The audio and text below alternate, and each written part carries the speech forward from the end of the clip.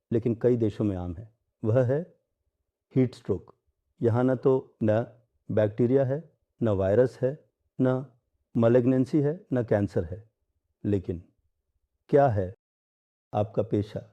पेशा क्या है? आज जैसे आपका पेशा है, आप यह कर रहे हैं, लेकिन उसका पेशा है, वह भट्टी में काम करता है, स्टील मिल में काम करता है। स्टील मिल का तापमान हमेशा उसके शरीर पर असर डालता है। या फिर हमारे देश में एक रसोइया, वह दिन में 3 बार रसोई में खाना बनाता है। उसकी यह गर्मी विकिरण, गर्मी हमेशा शरीर पर असर डालती है। इससे गर्मी नियामक केंद्र असामान्य रूप से व्यवहार करता है। करने के बाद उसकी स्थिति कैंसर कुछ भी नहीं है, सिर्फ गर्मी नियामक केंद्र काम करने से मना कर रहा है। कैंपस में खाते खाते, कैंप के चारों ओर घूमते घूमते, यह आपके लिए हीट स्ट्रोक कहलाता है। यह इस क्षेत्र में एक नौकरी है। उपचार से बड़ा है नर्सिंग। व्यक्ति को भ्रम में लाकर उस फार्मेसी से या फिर घर से लाकर उसके सिर पर खूब पानी डालें, या बड़ा भरोसा दिलाएं। चारा शूल कोल स्पूंजिंग करें, कोई शूल लायक बना, सिर्फ हीट रेगुलेट करें, संतुलित। अब सामान्य अवस्था में सामान्य कार्य में लौटें। अगर सलाह दी जाती है कि यह कार्य तुम्हारे लिए उपयुक्त नहीं है, भले ही तुम फार्मेसी से जाओ, स्टील मिल से जाओ, तो तुम सीमित समय तक काम करोगे, दिन के उच्च तापमान से दूर रहोगे, तो बीच बीच में तुम्हारे लिए गर्दन हीट स्ट्रोक से बचाव या संपूर्ण के लिए यह है, इधर नहीं। हीट स्ट्रोक हो सकता है, देखा जाए संपूर्ण के लिए है, और यह हो सकता है हीट से संपूर्ण गयाग। इसीलिए मैंने पहले ही कहा था कि बुखार एक तरफ से बहुत ही सरल है, एक तरफ से बहुत ही गंभीर। बुखार के बारे में बात खत्म करने से पहले एक बात कहूँगा, ये मेरे जूनियर डॉक्टरों और जनता के लिए है। कोई भी व्यक्ति अगर रंगामाटी, खगड़ा छड़ी, चटगांव से पानी लाता है, तब हम उसे इतना समय नहीं देंगे। हम सेरेब्रल मलेरिया को ध्यान में रखते हुए सबसे पहले उसे अस्पताल में भर्ती करने की व्यवस्था करेंगे, क्योंकि सेरेब्रल मलेरिया के मरीज अचानक मर सकते हैं। ये एक मेडिकल इमरजेंसी है। इसलिए सेरेब्रल मलेरिया को ध्यान में रखते हुए हमें हमेशा डॉक्टरों को भी तैयार रखना होगा, मरीजों को भी तैयार रखना होगा। विशेष रूप से जो लोग हिल चर्च में काम कर रहे हैं, उनके मामले में हमें विशेष ध्यान रखना होगा। और एक बात जो मैं नहीं कहे बिना नहीं रह सकता, वह यह है कि घर में कोई आपके पास डॉक्टर नहीं है, आज के साल में कोई डॉक्टर नहीं है जो फेब्राइल कन्वल्सन देख सके। जब 1 बजे बच्चा लाया जाता है और कुछ नहीं होता है, तो इस स्थिति में पैरासीटामोल टैबलेट देकर बुखार कम करने की कोशिश करें। लेकिन अगर आपके पास हाथ में कुछ भी नहीं है खिंचाव कम करने के लिए, तो वही बाइकेल फ्रीडम टैबलेट का उपयोग करें।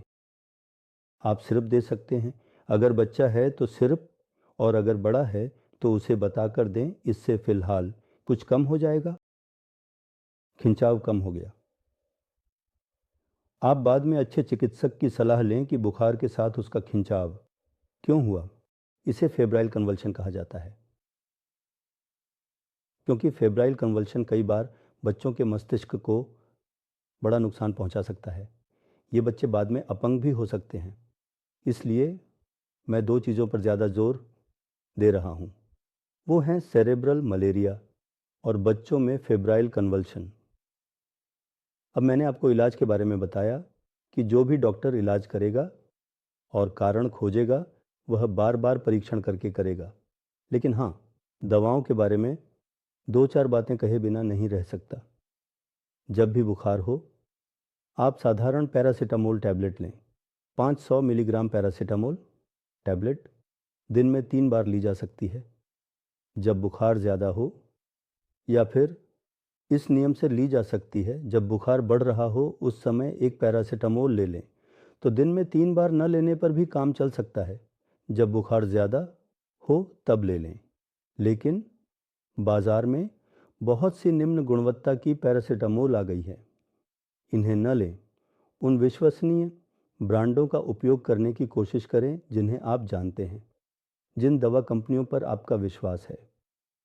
उन पैरासिटामोल का उपयोग करने की कोशिश करें। और आजकल पैरासिटामोल के साथ कुछ दवाओं का संयोजन दिया जा रहा है, जैसे कैफ़ीन। ये दवाएं बुखार और सिर दर्द के लिए न लें। ये दवाएं कंपनियों के साथ बाजार में आ रही हैं, मरीजों के हित में नहीं। उन्होंने इसे लोगों के साथ कैफ़ीन दिया है। कैफ़ीन हर मामले में आवश्यक नहीं होता, बल्कि कैफ़ीन से और भी अधिक दुष्प्रभाव होते हैं। ये अतिरिक्त कहते हैं या त्याची, ये समूह कहते हैं, वे इसे मॉल के साथ दवाएं रखते हैं। मैं किसी कंपनी को दोष नहीं दूंगा, नाम नहीं लूंगा, लेकिन मैं फिर से कहूंगा कि साधारण पैरासिटामोल से सर्दी, खांसी, बुखार, सिर दर्द इनका इलाज करते हैं। लेकिन कैसिनी, हमारा हाइड्रोक्लोराइड, इन सभी दवाओं का इस काम में उपयोग न करें।